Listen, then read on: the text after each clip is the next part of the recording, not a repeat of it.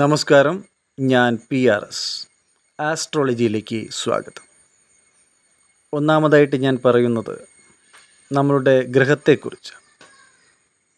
നമ്മൾക്ക് വീടുണ്ട്, വീട്ടിൽ അടിസ്ഥാന സൗകര്യങ്ങളെല്ലാം ഉണ്ട്.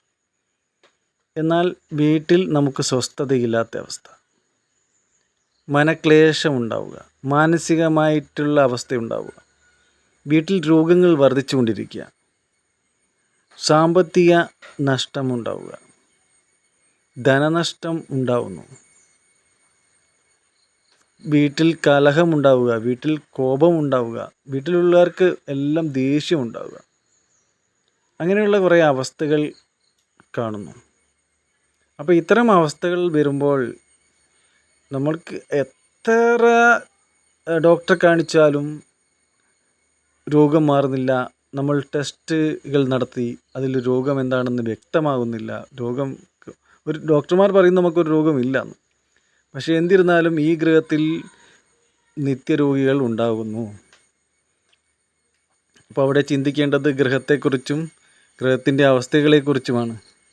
നമ്മൾ ഗ്രഹത്തിൽ വാസ്തു സംബന്ധമായിട്ടുള്ള ബുദ്ധിമുട്ടുകളുണ്ടോ എന്ന് നോക്കണം, വാസ്തുപരമായിട്ടുള്ള പ്രശ്നങ്ങളുണ്ടോ എന്ന് നോക്കണം. നമ്മൾ വീട് വെക്കുമ്പോൾ ഉണ്ടാകുന്ന പ്ലാനിൽ എന്തെങ്കിലും മാറ്റം വരുത്തിയാണോ വീട് വെച്ചതെന്ന് നോക്കണം.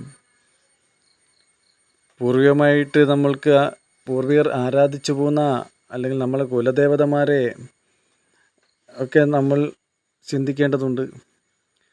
കുടുംബക്ഷേത്രം ഉണ്ടെങ്കിൽ അവിടെ പോയി പ്രാർത്ഥിക്കണം. അപ്പം ഗ്രഹത്തിൻ്റേതായിരിക്കുന്ന ദോഷങ്ങൾ തീരാൻ വേണ്ടി നമ്മൾ ആദ്യമായി തന്നെ ഒരു വാസ്തുശില്പിയെ ഗ്രഹത്തെ കാണിക്കണം. നമ്മളുടെ കണക്കിലധികം എന്തെങ്കിലും ഗ്രഹത്തോട് കൂട്ടിച്ചേർത്തിട്ടുണ്ടോ? അപ്പം വീടിൻ്റെ 3 അവസ്ഥകളാണ് വീടിനുള്ളത്: കൗമാരം, യൗവനം, വാർദ്ധക്യം. ചില വീടുകൾ വാർദ്ധക്യാവസ്ഥയിലേക്ക് പോകുന്നു, ചില വീടുകൾ വാർദ്ധക്യത്തിലാണ് ഉണ്ടാവുക, ചില വീടുകൾ യൗവനത്തിലാണ് ഉണ്ടാവുക, ചില വീടുകൾ കൗമാരത്തിലാണ്. വീട് യൗവനത്തിൽ നിലനിൽക്കുകയാണെങ്കിൽ നമുക്കവിടെ ഐശ്വര്യം ഉണ്ടാവും, സമൃദ്ധി ഉണ്ടാവും, സമ്പൽ സമൃദ്ധി ഉണ്ടാവും, എല്ലാ ഐശ്വര്യങ്ങളും ഉണ്ടാവും. അപ്പോൾ ഇവിടെ ഗ്രഹം പേച്ചു നിൽക്കുന്നു എന്നുള്ളത് കണ്ടാൽ ഗ്രഹനാഥനും പേച്ചു, നമ്മുടെ ക്ഷേത്രത്തിൻ്റെ കണക്കുകൾ പേച്ചാൽ നമ്മളും പേച്ചു എന്നാണ്.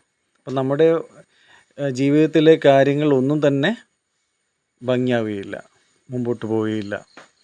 അപ്പോൾ അവിടെ വാസ്തു സംബന്ധമായിട്ടുള്ള ബുദ്ധിമുട്ടുകൾ തീർത്ത് വാസ്തുബലി നടത്തി പഞ്ചശിരസ് സ്ഥാപിക്കുക. ഗ്രഹത്തിൻ്റെ ദോഷങ്ങൾ ആണെങ്കിൽ അവിടെ വാസ്തുബലി നടത്തി പഞ്ചശിരസ് സ്ഥാപിച്ച് ഭംഗിയാക്കുകയും 3 മാസം തുടർച്ചയായി ഭഗവതി സേവ കഴിക്കുകയും ചെയ്യുക.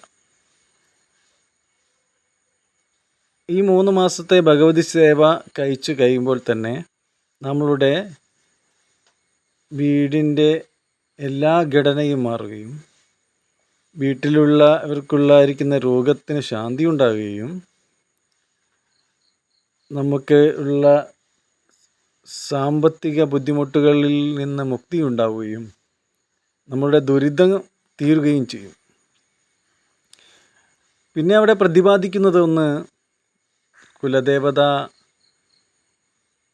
പ്രശ്നങ്ങൾ, കോപങ്ങൾ. അപ്പം കുലദേവതയെ അല്ലെങ്കിൽ ആരാധനാമൂർത്തിയെ പൂർവികന്മാരായിട്ട് ആരാധിച്ചു പോകുന്ന മൂർത്തികളുണ്ടെങ്കിൽ അവരെ പ്രീതിപ്പെടുത്തേണ്ടതുണ്ട്. അവരെ പ്രീതിപ്പെടുത്തുക, അവർക്ക് അവിടെ എന്താണോ കാര്യങ്ങൾ ചെയ്യേണ്ടത് അത് ചെയ്യുക, സന്തോഷിപ്പിക്കുക.